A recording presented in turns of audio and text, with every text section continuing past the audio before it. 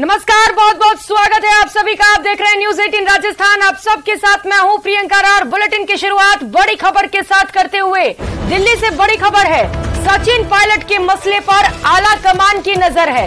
प्रदेश प्रभारी सुखजिंदर सिंह रंधावा को बड़ी जिम्मेदारी सौंपी गई है। सचिन पायलट से बात करने की जिम्मेदारी रंधावा को दी गई है। कल शहीद स्मारक पर सचिन पायलट अनशन करने वाले हैं, प्रदर्शन करने वाले हैं। पिछली सरकार के भ्रष्टाचार पर कार्रवाई की मांग पायलट के द्वारा की जानी और इसी को लेकर इस वक्त की बड़ी खबर और बड़ा अपडेट आपको बता दें। प्रदेश प्रभारी रंधावा को इस पर नजर बनाकर रखने के लिए कहा गया है। पायलट से बातचीत करने के लिए भी कहा गया है। दिल्ली से इस वक्त की बड़ी खबर आपको बता रहे हैं। सचिन पायलट कल भ्रष्टाचार के मामले को लेकर अनशन करेंगे और इसी को लेकर नजर बनाए रखेंगे प्रदेश प्रभारी रंधावा। रवि सिसोदिया दिल्ली से सहयोगी हमारे साथ जुड़ चुके हैं। रवि, अब रंधावा नजर रखेंगे सचिन पायलट पर? बिल्कुल। देखिए, इस पूरे मामले को लेकर कल देर रात एक बैठक भी हुई थी और उस बैठक के बाद ये तय किया गया था कि जो प्रभारी हैं इस पूरे मामले को देखें। हालांकि पार्टी की तरफ से कहा गया था कि किसी भी मामले पे अगर आपको बात करनी है तो एक पार्टी का फोरम है, पार्टी के फोरम पे बातचीत कर सकते हैं। मीडिया में जाना उचित नहीं। सूत्रों के अनुसार बताया गया था कि जिस तरह से वो मीडिया में गए थे और उन्होंने कहा था कि वो भ्रष्टाचार के खिलाफ है और वहां पे एक दिन अनशन की जो बात की जाए तो लेकर कहीं ना कहीं पार्टी की तरफ से रुख है। उसमें कांग्रेस के लीडर्स का ये मानना था कि उनको अपनी ये बात एप्रोप्रिएट फोरम पर रखनी चाहिए थी, जो पार्टी फोरम है वहां रखनी चाहिए थी। इस तरह से मीडिया के पास नहीं जाना चाहिए था। दूसरी तरफ कल जब कांग्रेस अध्यक्ष मल्लिकार्जुन खड़गे के आवास में बैठक चल रही थी, उस दौरान जयराम रमेश उनसे मिलने जाते हैं और उसके बाद एक स्टेटमेंट जारी किया गया था। स्टेटमेंट को अगर आप देखें तो स्टेटमेंट की तरफ से ये माना जा रहा था कि कहीं ना कहीं वो स्टेटमेंट जो मुख्यमंत्री हैं अशोक गहलोत उनके पक्ष में था। तो ये दिखा जा रहा है कि इस पूरे मामले से प्रकरण से हाईकमान नाराज है और इसीलिए जो प्रभारी हैं उनको जिम्मेवारी दी गई है कि वो उनसे बातचीत करें, क्योंकि आने वाले दिनों में चुनाव होने वाले हैं राजस्थान में और अभी कर्नाटक में चुनाव है और कर्नाटक में चुनाव से पहले अगर इस तरह का रास्ता कैसे चलती है तो उसका परिणाम अच्छा नहीं हो सकता है। इस तरह का मंथन किया गया और उसका जिम्मेदारी की उनसे बातचीत की जाए।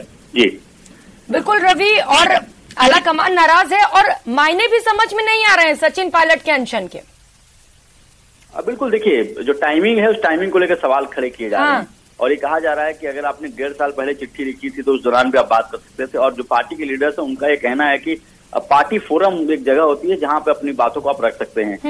दूसरी तरफ कर्नाटक के चुनाव की घोषणा हो चुकी है। कल बड़ी बैठक मल्लिकार्जुन खड़गे के आवास पर चल रही थी, जिसमें राहुल गांधी मौजूद थे। उस दौरान जयराम रमेश वहां जाते हैं और बताते हैं कि कल के बारे में कि सचिन पायलट कल अनशन करने वाले हैं। उसके बाद एक स्टेटमेंट तैयार किया था, एक ड्राफ्ट तैयार किया था, जिसमें ये बताया जाता है कि अशोक गहलोत बहुत अच्छा काम कर रहे हैं। तो ये तस्वीर साफ है कि आलाकमान का रुख किस तरफ है। लेकिन दूसरी जो सबसे अहम बात कही जा रही है टाइमिंग को लेकर और साथ ही साथ जो प्रभारी हैं उनको जिम्मेदारी दी गई कि वो सचिन पायलट से बातचीत करें और इस पूरे मामले को सुलझाएं, क्योंकि फजीहत कहीं ना कहीं कांग्रेस की हो रही है। वहां सरकार है कांग्रेस के राजस्थान में, तो दूसरी तरफ चुनाव भी होने वाले हैं और कर्नाटक में एक तरफ जहां ये लोग भ्रष्टाचार के मुद्दे लेकर जा रहे हैं कि भ्रष्टाचार जो 40% सरकार है जिनका स्लोगन है कर्नाटक में, वहां पे वो लेके जा रहे हैं और दूसरी तरफ राजस्थान में उनके ही जो नेता हैं वो भ्रष्टाचार के मसले पर धरने पर बैठेंगे। तो एक बड़ा विषय था जिस पर मंथन हुआ और ये तय किया गया कि प्रभारी को पहले दिया जाए कुछ मसले। बिल्कुल रवि, क्योंकि टाइमिंग ऐसे में कई बड़े सवाल भी खड़े हो रहे हैं। हालांकि अब रंधावा को जिम्मेदारी सौंपी गई, अब देखना ही है कि रंधावा इस पूरे मामले को कैसे हैंडल कर पाते हैं। बहुत शुक्रिया आपका रवि इन तमाम जानकारियों के लिए।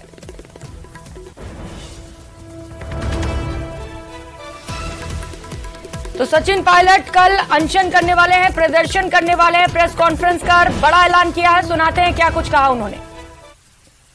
मैं 11 अप्रैल को राजस्थान में शहीद स्मारक के ऊपर एक दिन का अनशन करूंगा, इस बात को दोबारा रखने के लिए कि करप्शन को लेकर हमारी सरकार जो कहती है हम कर दिखाएंगे। और एक दिन का अनशन 11 अप्रैल को मैं रखूंगा शहीद स्मारक पर। इस बारे में मैंने जिला प्रशासन को सूचित कर दिया है। अनशन करप्शन के खिलाफ कार्रवाई करने को रखा जाएगा।